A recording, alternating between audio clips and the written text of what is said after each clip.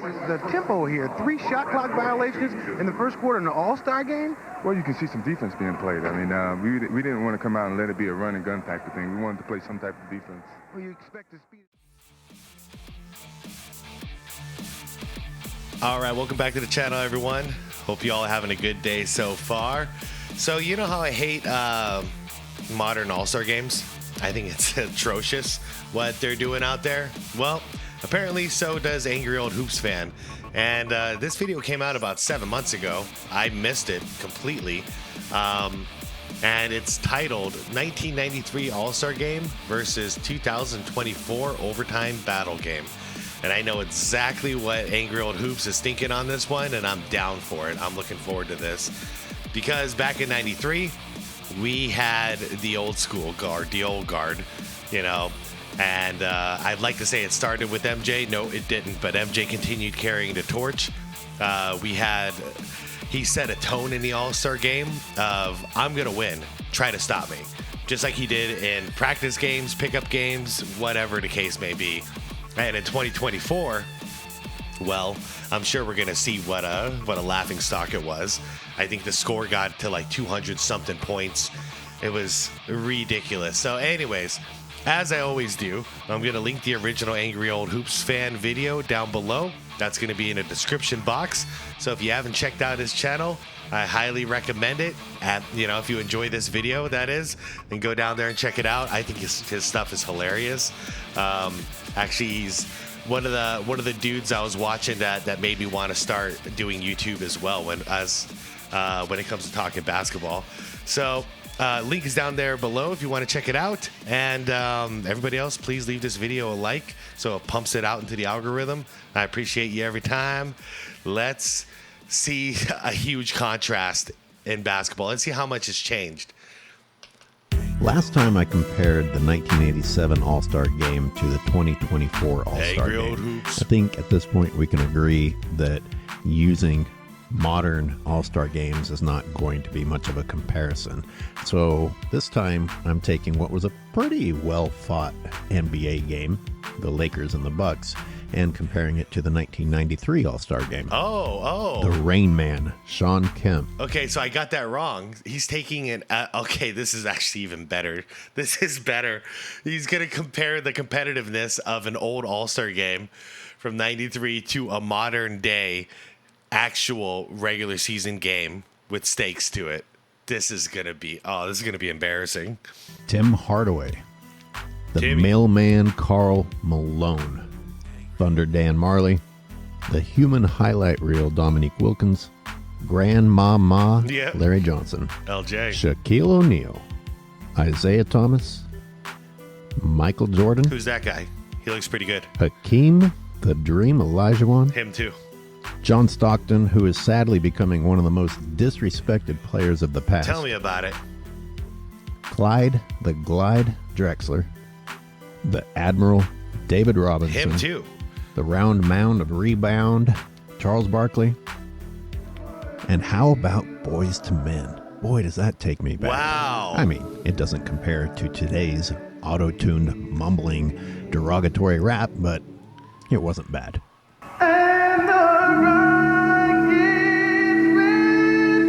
Dude, they were so good. Pretty darn good, actually. So good. They were so good. Yep. And like you said, there was no auto-tune back then. The first thing I was reminded of was the lie being told today that everyone is bigger, faster, and stronger. There are quite a few examples from this game alone that simply isn't true. And we also need to talk about the difference between gym muscles and real basketball use muscles. Yes. And also the willingness to even be there and take the contact. Challenge a big man at the rim. Look at that defense. This is a real game. Man, I missed this. That's payback. That's payback. That's Magic Johnson commentating. And it appears Shaquille O'Neal with his second foul. I can't think of a single NBA player today that would challenge Shaq at the rim. Get back, transition. Oh, what a dunk. Especially in an all-star game where they're not even getting paid. You know, like that just shows who David Robinson was. But it was everybody. It was everybody across the board doing the same thing. It was for your pride. You know, you didn't want to get dominated in an all-star game in front of everybody, millions of people watching. You played hard. Trying to block his shot or trying to dunk on him. A few more thoughts on Shaq. He is about 305 pounds here, they said, 8% body fat. Yeah. He would flirt with 400 pounds before his career was over. The scary thing is he was agile. Mm-hmm. But it doesn't have to be a giant like Shaq. I don't think anyone today wants Dominique Wilkins or Sean Kemp to dunk on them, because the way those guys dunked would damn near break the arm of a defender. Yeah. This one especially. Look at Bird on them, because the way those guys dunked would damn near. Look how risky this is. Your break. Not only with his head, what just happened right there, but the real risk I thought was getting his hand and arm stuck in the rim, because Dominique's not stopping. He's throwing that ball down. Break the arm of a defender. Yeah. Man, Prime Sean Kemp was something else. Good Lord. The authority. And you see these guys challenging each other at the rim more in an all-star game than you see guys doing in a finals game today. And it goes beyond showy muscles also. That's not always the whole story. Michael Jordan is not considered a particularly big person, but there are stories about his strength. And when I look at him, that looks like a good amount of muscle to me. Nothing wasted there. That is an efficient basketball body. Oh, for sure. Even Thunder Dan. Yep. Looking pretty ripped. Yeah, he was strong. Muggsy Bogues is one of those I didn't know until I heard the stories from other players. Apparently, he's like the strongest dude they ever met. He would pick up giant, much bigger dudes and literally like lift them and toss them and wrestle them to the ground. And now we talk about basketball strength again. A lot of emphasis is put on what someone can bench press. I just read an article by the Utah Jazz strength training coach who said people weren't impressed when I told them that Karl Malone benched 375. Until I told them that he would bench 375, run sprints up and down the court, bench 375, run sprint up and down the court, and then bench 375 again. Yep. He was built for a grueling game. Yeah, for sure. Which brings me to one more point. I've said it before, I'll say it again. No. I don't think today's players have particularly good endurance or cardio. Look at the speed going up and down the court in this all-star game. And now we'll look at today's game by comparison. Let's also think about how exhausting it is to challenge the rim. Get down the court. Whether you are attacking the rim or defending the rim, compared to just getting across half court and chucking up a three-pointer. And not boxing out at all. Notice this detail. If I rewind this play to the shot attempt, most people are still underneath trying to get a rebound. Therefore, you have to sprint to get back. Now note two things here. The ball just got across half court. All right, we're going to stay at the perimeter. Driving to the lane is going to take a lot of energy. I'll just shoot it from here. I miss. Now stop.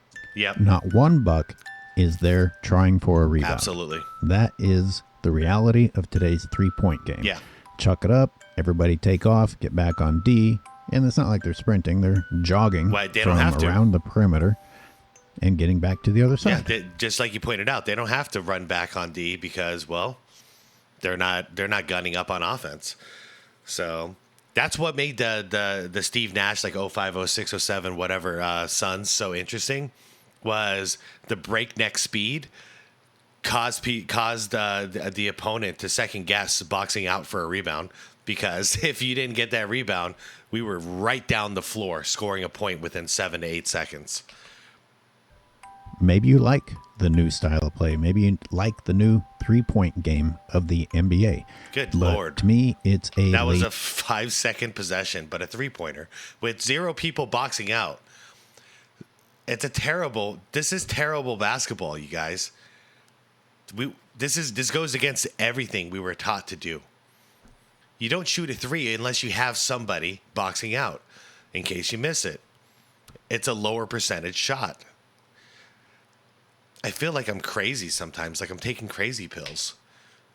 Easier version of basketball. Here's why. Think about it. Think about it in your own game. How Let's did say you you're playing one-on-one. How did they let AD get this rebound? Look, from when the shot goes off, he was around here. Come on, box out. What are you doing? What are you looking at? You see the shot. Go put a body on him right here. Here's why. Think about it. How is he getting this rebound? Think about it in your own game. It's embarrassing. Let's say you're playing one-on-one and you like to drive, but you're finally getting tired. So you start resorting to lower percentage outside shots that take less energy. It's as simple as that. A real life example. I understand the value of making 3 points instead of 2 points. But when I go to pickup games now, again, we're the rebounders.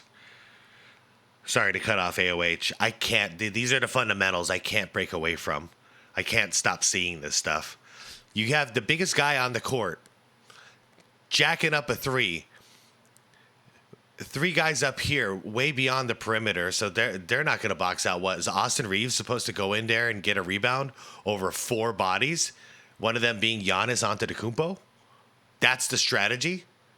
And a coach is okay with that. You used to get benched for this. Almost like doing a half-court jogging drill. It's barely worth your effort to even get across because you know what they're going to do. Yes, you're scoring more points. But for me, personally, it takes away a lot of what I thought was beautiful and fun about playing that very sport. Mm-hmm. And let's not start with the idea that the old heads couldn't shoot from the perimeter. Marley for 3.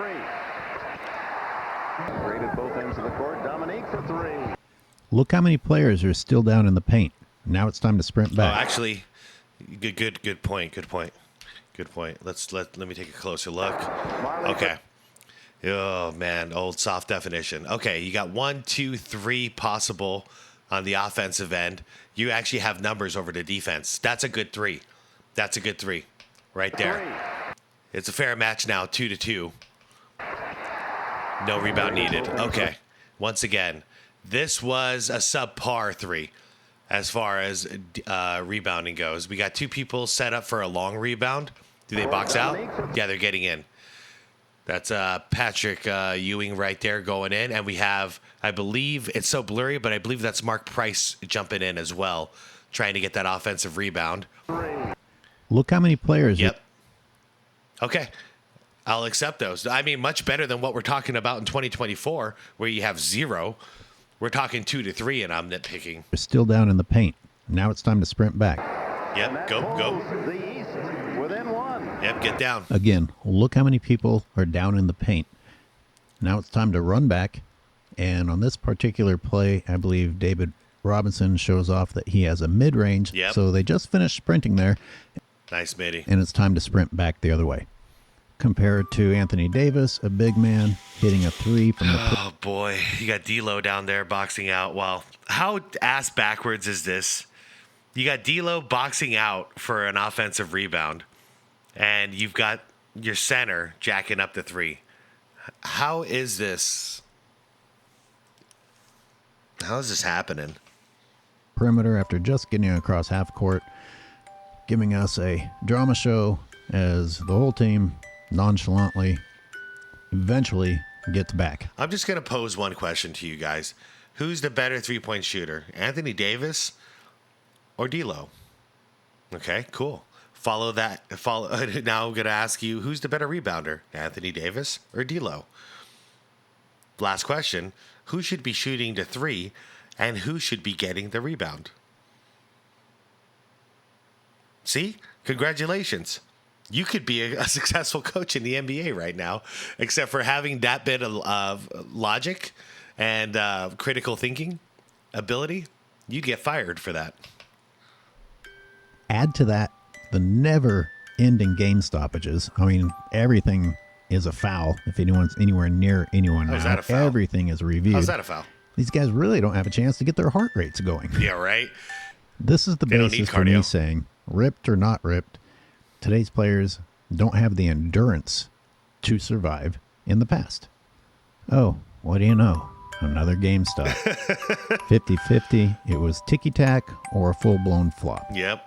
Catch your breath, everybody. Oh, he's going to wipe down the floor. Look at John Stockton, by contrast, get knocked backwards by Patrick Ewing. No foul call. Yep. But also no complain and no flop. Get back in there. Listen carefully to what Michael Jordan says when Ahmad Rashad asks him about how his team has already generated 3 shot clock violations against the other team with their defense. That's awesome. The tempo here, 3 shot clock violations in the first quarter in the All-Star game. Well, you can see some defense being played. I mean, we didn't want to come out and let it be a run and gun type of thing. We wanted to play some type of defense. Well, you expect to speed it up a little bit, I guess, as the game goes on. It will. As we get tired, it'll speed up a little bit. That might sound weird at first. No, that makes so much sense. As we get to because defense is where back in the day you used to exert the majority of your energy. It was all defense. You win the game by scoring, right? But you also win the game by scoring more than your opponent. Therefore, solid defense and stopping your opponent from scoring a lot of points is a very good way to win. As long as you have a couple of people on your team that can put the ball in the bucket at any point. Michael Jordan, right there. This is a solid game plan, and that's how they won so many championships together. Defense first. Don't worry about it. We'll generate offense together. We'll get it done. Go back to what I was saying earlier. How much more effort does it take to take the ball down into the post, try and make a move on somebody, drive, versus dribble across the half-court line, maybe step to the side and chuck up a three-pointer? Makes me think of the narrative being spread by today's players that it's a faster pace, more skill, because they are shooting these three-pointers. Yeah, it's a faster pace because you chuck up a shot, go a few feet, chalk up a shot, go a few feet, chuck up a shot. Mm-hmm. I mean, this is literally what because especially now I'm older. If I'm shooting around with friends, which is not as often as it should be anymore, but whenever when my cardio goes down and I'm out of breath and I'm tired, that's when I start chucking threes, because I don't have enough energy to successfully make an ISO move. And posting up, it may look easy. No, man, all that bumping and grinding down there, it's exhausting. So I would always start out super physical, like what Jordan's talking about here and what AOH is talking about. Start out super physical until you can't do it anymore. That's when it's like, all right, hopefully I'm in rhythm by now. I can actually start hitting some of these perimeter shots. And I can save the rest of my energy for defense, because I can't slack on that end. But these guys come out right out of the gate, just a couple of dribbles, chuck a three. Don't box out. Don't waste your energy. What are you saving the energy for? When does it get used? That's the wrong kind of fast. And Michael Jordan, how could he have known that that's what the NBA was going to become? But he just described it. When we get tired, it'll speed up, which you could translate to when the game gets lazier, it'll speed up. Because they're not going to be taking it to the hole as much because they won't have the energy for it. Let me share one other detail that I noticed in that game that I think you'll find interesting. What have we heard about Scottie Pippen over and over and over in recent years? It's a narrative that I've tried to disprove in some of my other videos, that he was underappreciated, right? The unsung. This actually shocks me. I'm glad you showed this, AOH. Wow. He got more votes than this year's MVP. And Shaquille O'Neal was the hottest thing on the market at that point. Clyde, that makes me happy to see that too. But yeah, the Bulls were so big at that point. They were must-see TV. So you didn't just see Michael Jordan. You saw Scottie Pippen with him. And look at those votes. That's crazy to me. Yeah. Robin to Batman. This is 1993. The only person who got more votes than him was Michael Jordan. He came in second in All-Star voting. Very appreciated. How is that underappreciated? In 1993. Yeah. Believe it or not, I only used clips from the first period to make my points. I haven't gotten around to editing the rest of the 1993 game yet. But do I really need to? No. I think the point's been made. I'm guessing things are going to get even more intense as the game goes on. Imagine the fourth quarter. You know, like, I don't know if you ever did it. I'll have to look into it. But AOH, if you end up watching this, you did the first quarter, showing the fourth quarter would be awesome. Because if this is a close game, they used to go to battle in the fourth to get that win. So second quarter, third quarter, it's because since it's an all-star game, they might have cruised a little bit. But that fourth quarter, man, I wouldn't mind seeing that. Let me know what you thought of the points I made in this video and the video in general. And I'm going to go ahead and upload the entire game for you to go and enjoy. All right. Please give me feedback in the comments. Oh, that's awesome. I appreciate it.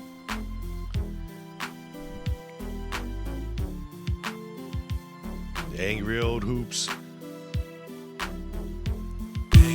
Yes, sir. Oh, man. So that's cool. So he did actually post the entire game. Not sure if there's commentary on there or if he edited it, but I'm going to have to check that out. 1987 versus 2004 All-Star Games. AOH breaks down. This is awesome. This is why I love this channel. And I highly recommend it. Even if you disagree with some of his viewpoints or anything like that, I highly recommend it just as a basketball fan, because he finds things and breaks them down to a point where I think everybody can learn. All of us older people, we resonate with it because we lived it, we saw it, we loved it, and we're not fans of what's been going on in the current day NBA. And for you younger folk, if you guys want to understand where we're coming from, and when we say it was a more physical game and all this crap that, you know, what you guys consider crap, you can see it with your own eyes. Just in this one quarter breakdown alone, comparing an all-star game from back in the day to a modern regular season game that has stakes. The evidence is all right there. It's not so much that we're not bashing your generation. We're not bashing the players. We're calling the game soft. And the game being soft is more of a result from, one, the commissioner, Voldemort himself, and two, the rules, which the commissioner is in charge of. So that's why he's kind of enemy number one to us, because he created this soft league. And it's not the same league that it used to be. You change the rules closer to where it used to be in the 90s, or even the early 2000s for that matter. I'd be happy with that. You know, up until about like 2007, 2008, right around there, we'd all be really happy with that. Because you enforce those rules, and then all of a sudden, the players have to shift. It would happen within a year. You know, the players would get used to it. First half of the season, they'd struggle getting used to the new ways. But then after that, as long as there's consistency with the referees, boom, we'd have a solid product again. Maybe the ratings would go up. I believe it would, because you'd have all of us old fans watching again. Anyways, that's my rant. AOH, fantastic job, fantastic video as always, man. I appreciate the work you do. I hope me putting this out gains a little more traction for you, because I'd love to see more eyes on your channel, because this stuff is really important. And you're really pushing against the modern narratives, and I appreciate that. Anyways, everybody, let me know what you thought about this video. Let me know about what you thought about this first quarter that AOH broke down. And yeah, I'll see you all in the comments. We'll have a good conversation about it. Leave this video a like if you haven't done it yet. I'd really appreciate it. And yeah, subscribe to the channel if you want more content like this. Go check out AOH's channel if you want more content like what you just saw there. And I'll see you all later. All right, peace out, everybody.